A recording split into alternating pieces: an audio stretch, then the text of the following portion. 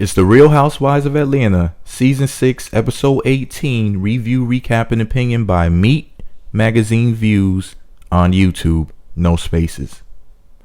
The episode is titled Flirting with Disaster, and let's just go ahead and get right into it. This episode starts out at the El Dorado Royale in Mexico. Mr. Lawrence and Kenya are sitting outside enjoying a delicious meal. They're discussing Portia and Cordell, and Kenya is sticking to her story, the one that states that Cordell is a homo, and Portia is his quote-unquote beard, and a beard is slang term for a woman or a man who's in a relationship with a person of the opposite sex as a means to fool others into thinking that their partner is straight or heterosexual. Anyway, when Kenya is bashing my sweet adorable Portia, I had to stop and ask myself this question. Who would know Portia's marriage better? Portia or an over-the-hill former model with an African magician who's been doing a long life disappearing act named Harry Houdini, aka Metallic Black, because he's so dark his shadow called him a nigga. Anyway, which one of them would know her relationship better? She's still saying that Apollo wanted to cheat on Phaedra by sleeping with her, which is believable, but why are you gossiping with a crazy gay guy who demands almost at gunpoint that he be referred to as a Mrs.? These two are full of drama. Speaking of drama, everybody piled up in SUVs to go visit some underground caverns. Kenya the cave dweller is going to introduce the group to her relatives, which are literally wild animals. And I'm not being racist. So on the way to Kenya's old neighborhood, the cast is talking about the resort that they're staying at, and come to find out the showers are apparently outside. And of course, someone who's decent like Portia is concerned with indecent exposure.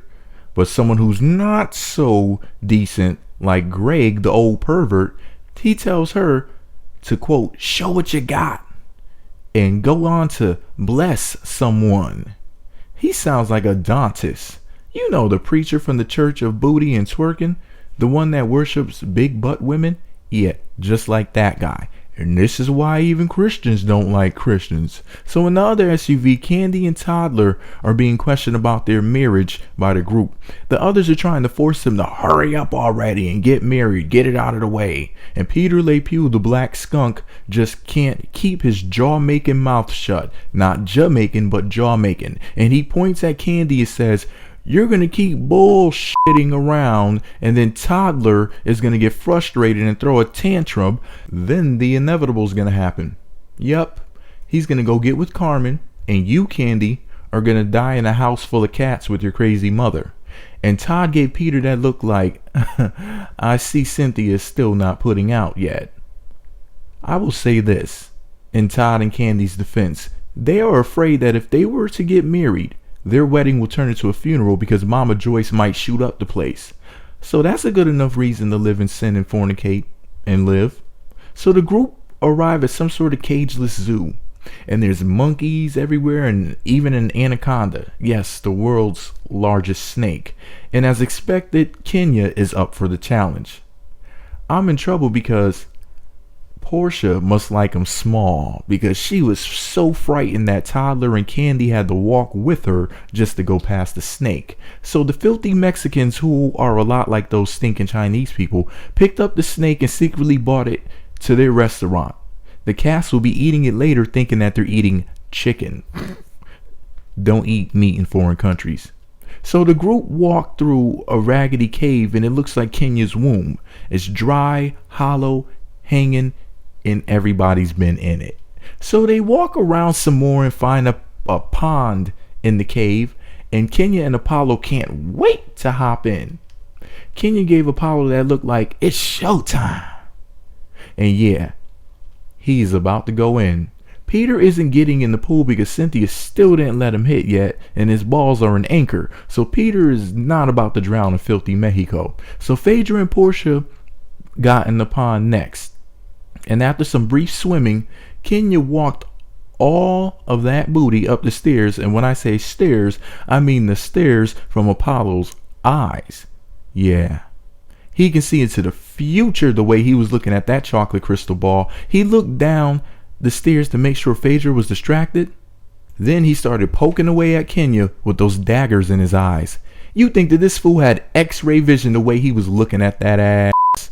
Yeah, we all know that after seeing her look at Apollo when they were going to swim, and his sneaky stares at her when she was walking up the stairs, they both want each other. Really, really bad. The sexual tension is building. I wonder what's going to happen next. So the girls and the homo, Mr. Lawrence, decide to go on a walking excursion.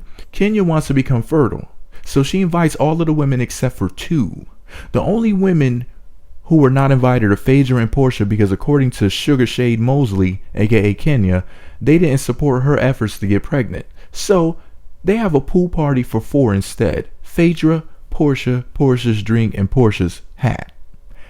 But I was thinking, I have a question about this support thing Kenya's talking about. How do you support a 40-something-year-old toy hota that's been drilled more times than BP oil in her efforts to get pregnant by a ghost of an invisible man? I mean, are they supposed to grow a penis and get Kenya pregnant? The worst part about it is that my boo thing Portia suffered a miscarriage in the past, so being invited onto a fertility trip will be a great bonding experience for her and Kenya and a thoughtful, heartwarming gesture. But no, Kenya is a cold-hearted snake. So Nene kisses Greg goodbye, and I thought that, it was a sweet thing for her to do, but then I realized something.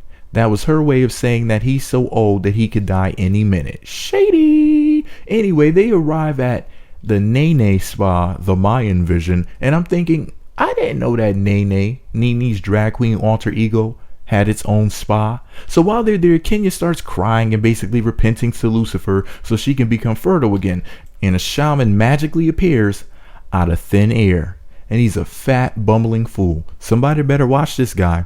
Like when I go to white stores, I swear, little George Zimmerwich over there looks like the Mexican version of Chris Farley.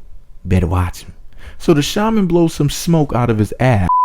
When he farts, supposedly the smoke is going to make Kenya's eggs be able to pump out babies. I mean, I doubt it. She better have a receipt for that bullshit.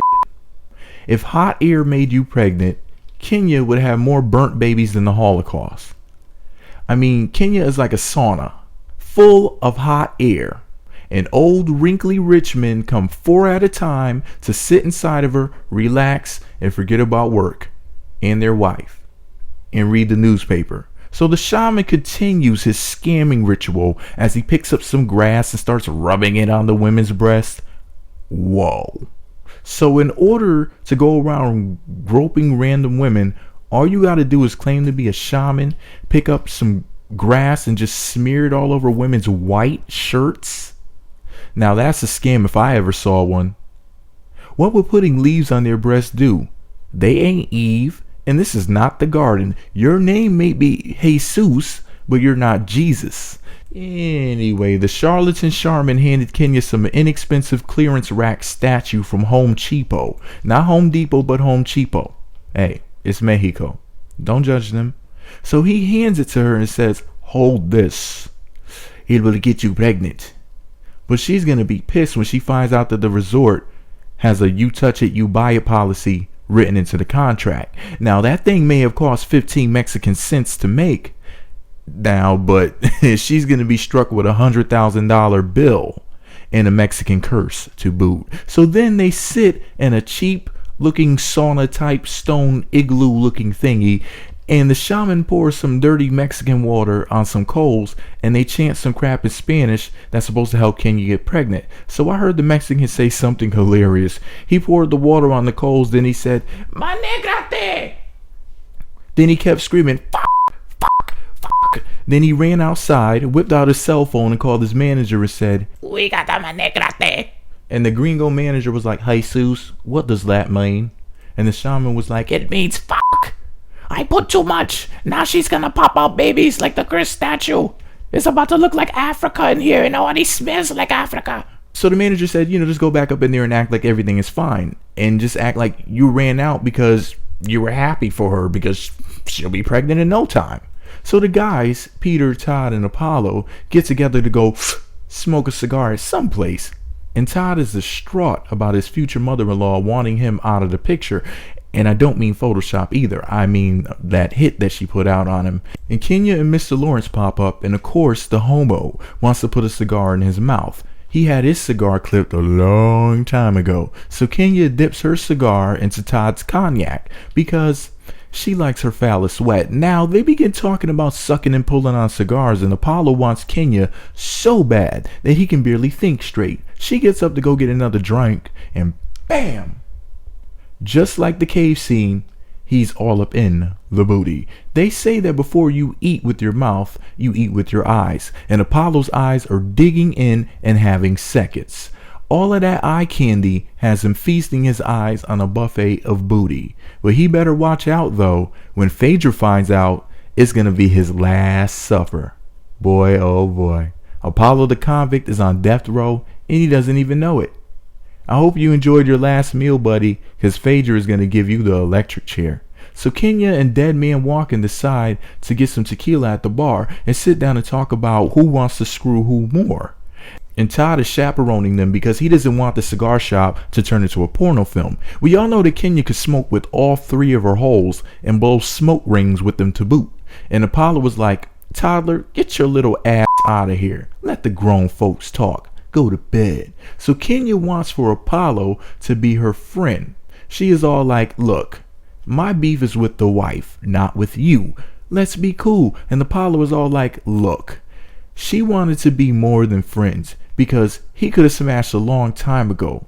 And he sticks to that story. Crazy thing about it is Kenya didn't confirm nor deny that statement. And Apollo was telling her about how fine she is. In fact, he told her more than once that she's hot shit.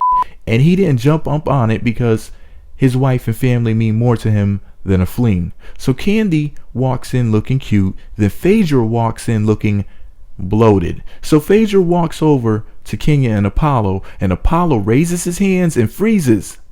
The same thing he does every time he gets arrested. But this time, his arresting officer is going to give him a lethal injection. And that was pretty much it for this episode.